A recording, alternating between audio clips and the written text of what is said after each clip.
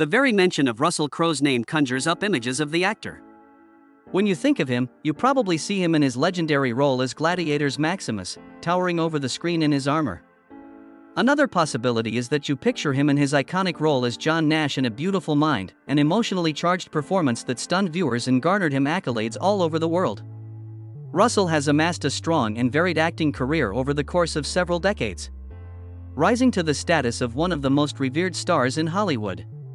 However, his tale continues beyond that point. Much more has transpired behind the scenes involving this great actor.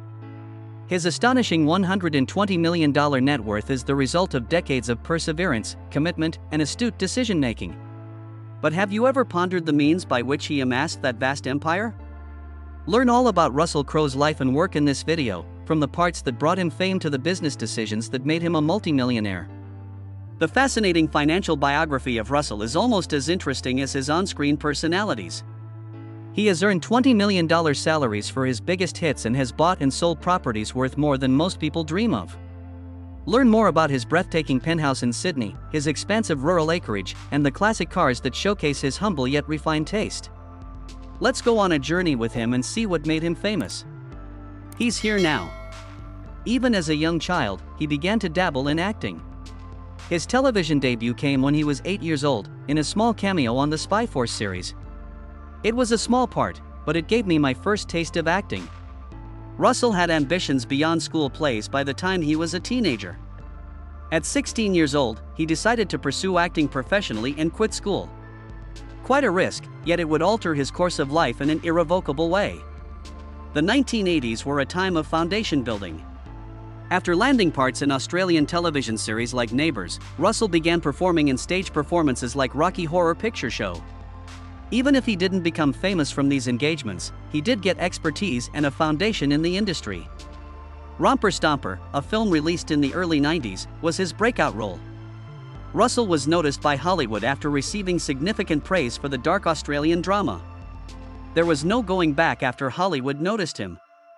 American films such as Virtuosity and The Quick and the Dead featured Russell in the mid-1990s. Though his versatility was on display in these parts, it was LA Confidential, 1997, that really stole the show. Secret that solidified his status as a major talent. The neo-noir crime drama was a financial and critical hit, and Russell was the star of the show as Bud White. He was now beginning to be taken seriously. Next, in 1999, Russell received his first ever Oscar nomination for his role in The Insider. His riveting performance as a whistleblower in the tobacco industry piqued the interest of every major Hollywood studio. Still, the most exciting part was ahead. After the release of Gladiator in 2000, Russell became a household name around the world. His performance as the deceived General Maximus Decimus Meridius, who fought for justice, was legendary. The picture was a financial success, took home the trophy for Best Picture at the Oscars, and gave Russell his first acting Oscar. Gladiator not only received numerous honors, but also a substantial salary of $5 million. Even if it doesn't seem like much now, it was a significant increase to his income back then. As a result of his sudden prominence, Russell's compensation increased dramatically. He played the role of John Nash, a mathematician, in the 2001 film A Beautiful Mind. The part was nuanced and touching, and he was nominated for another Oscar for it. Russell received $15 million as a result. Triple his salary from Gladiator. He had transcended his role as an actor and had become a major financial success. Russell was requesting $20 million in 2003. His versatility was on display that year in the historical epic The Far Side of the World, in which he featured with Master and Commander. Russell became one of Hollywood's most bankable stars when the film won many Oscar nominations. Envision yourself earning $20 million from just one film. Excess of what the average person sees in their whole lives. The hits continued to roll in. With 2005's Cinderella Man and 2010's Robin Hood, Russell made $15 million and $20 million, respectively. He earned more than $150 million from acting alone between the years 2000 and 2015. He became more famous as one of the most gifted performers of his day, and his bank account grew with each play. However, Russell's popularity was maintained not only by his work in high-budget films. He played multiple roles in less ambitious, more experimental ventures, demonstrating his willingness to take chances. He played Javert in the 2012 Les Miserables musical. Although Russell wasn't cast as an action hero in the picture, he proved that he belonged in any kind of film. His impact expanded in tandem with his career. Studios realized he could be a financial boon, crowds adored him, and directors sought him. Despite a few underperforming films, Russell's star power remained strong. A number of recent films featuring him include Thor, Love and Thunder, and The Pope's Exorcist, all of which were leading parts. Russell Crowe, though, wasn't satisfied with merely playing the role of an actor. He had other aspirations and interests, and music was one of them. Prior to receiving a call from Hollywood, Russell began his musical career. He went by the moniker Russ LaRock when he was a performing artist in the 80s. Among his many singles released in New Zealand are Shattered Glass and I Just Wanna Be Like Marlon Brando. His desire to write and perform was evident in these songs, even though they failed to reach the top of the charts. Russell proved that his interest in the industry extended beyond singing when he managed a music club named The Club in Auckland at the tender age of 20. Russell continued to appreciate music even as his acting career flourished. He formed a band in the 80s with his pal Billy Dean Cochran.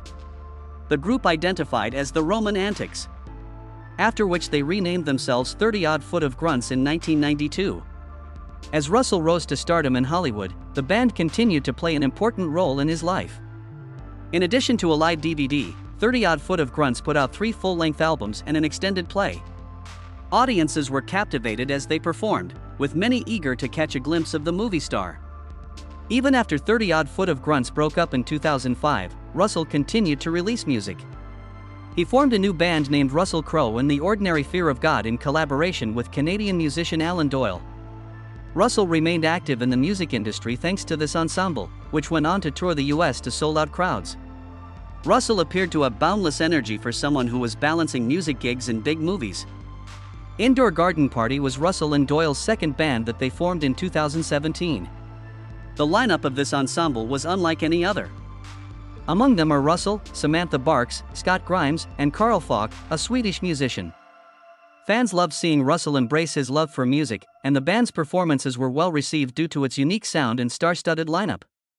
Russell maintained a healthy work-life balance while pursuing a music career. Danielle Spencer, an Australian singer and his co-star on The Crossing, was his wife in 2003. On Russell's 39th birthday, they tied the knot, ensuring that the party will be remembered forever. Charles and Tennyson, the couple's kids, gave the impression that they were the ideal family for a time. But there were difficulties in their relationship, as there are in many things in life, and they split up in 2012. In 2018, they formalized their divorce. Russell held an unforgettable auction, The Art of Divorce, to commemorate this turning point in his life. Among the more than 220 artifacts he sold were his renowned Gladiator armor, for which an astounding $96,000 was obtained.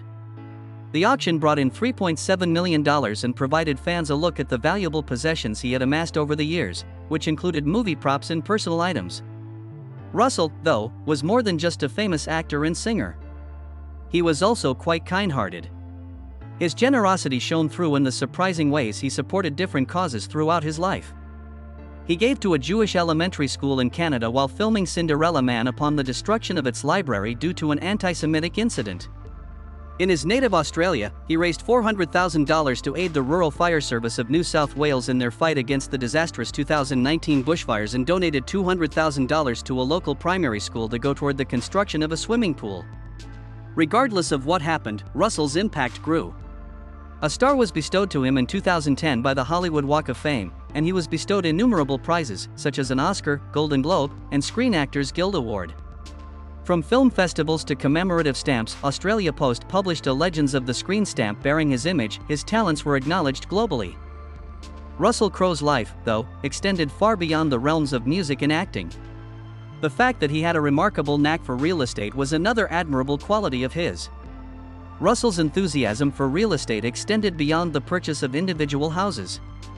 It was all about discovering places that were a reflection of who he was, and making a home for himself away from the limelight. He amassed a remarkable fortune over the years, and his real estate deals garnered international attention. One of his first prominent acquisitions ought to be the starting point. During the peak of his career in 2001, Russell purchased a magnificent waterfront property in Sydney. The property, which had stunning vistas and ample privacy, cost him $9.2 million. It was more than a house, it was a statement. It demonstrated that Russell had achieved success in the entertainment industry as well as a savvy investor. He made about $2 million when he sold the house 12 years later for $11.5 million. However, that was merely the first step. Russell spent $10 million in 2011 to purchase a property in Sydney's posh Rose Bay neighborhood. He and his ex-wife, Danielle Spencer, divided up this property in their divorce settlement. This wasn't your average home. It was intertwined with their common past. Russell also had property in New South Wales, a state that had significant personal value for him. The tragic 2019 Australian bushfires did damage to this property. In 2003, Russell made a legendary real estate purchase, a penthouse on Finger Wharf in Woolloomooloo, approximately 2 kilometers from Sydney's central business district, which has become one of his most recognizable properties. The flat, which takes up a whole floor in the luxury building, cost him $14.35 million. The place is really breathtaking. Picture yourself with 11 bedrooms, breathtaking views of the water, and your very own 35-meter marina berth. This penthouse has certainly become one of Australia's most talked about properties. However, Russell did more than simply acquire the land, he transformed it into something truly special. The penthouse eventually came to represent his achievements and serve as his sanctuary. On top of that, he added a Scandinavian-style barrel sauna on the balcony in 2021, enhancing the already opulent area with an air of tranquility and opulence. Russell felt the over $10,000 price tag was well worth it for these saunas. Speculation about the penthouse has dominated the real estate market for quite some time. According to reports, Russell rejected a $25 million bid for the house in 2017. He had it under contract by 2024 and had secretly put it on the market with a price range of $42 to $50 million. People were waiting in line to view the property, despite its exorbitant price. It's proof that the apartment is appealing and that Russell can see a solid investment opportunity. This glitz wasn't always the case with the property. This expansive 1,000 square meter apartment was once 4 individual flats that were later joined. In 1998, its original owners, Imelda and Bill Roche, paid $9.8 million to buy it off-plan. The apartment had already achieved the status of one of Sydney's most prestigious residences when Russell made the purchase. Apart from residences in the city, Russell has a variety of real properties. On the north coast of New South Wales, close to Coffs Harbour, he has a 400-hectare property called Nana Glen. There is a chapel on this rural estate where Russell wed Danielle Spencer in 2003. He loves the Australian countryside, and the property is both a refuge and a declaration of that love. However, Russell's impact extends well beyond the realms of acting and real estate. His love for athletics is another one of his passions that has won over hearts. From the time he was a little boy, Russell has admired rugby. He has an unwavering commitment to the South Sydney Rabbitohs, an NRL team. He was a lifelong supporter who went well beyond his childhood obsession as an adult. He joined fellow businessman Peter Holmes as a court-appointed co-owner of the team in 2006. They pooled their $3 million investment to acquire 4 out of 8 board seats and 75% ownership of the Rabbitohs. For Russell, this was more than simply a financial decision. The choice was deeply felt. The Rabbitohs' financial situation and league status were both up in the air at the moment.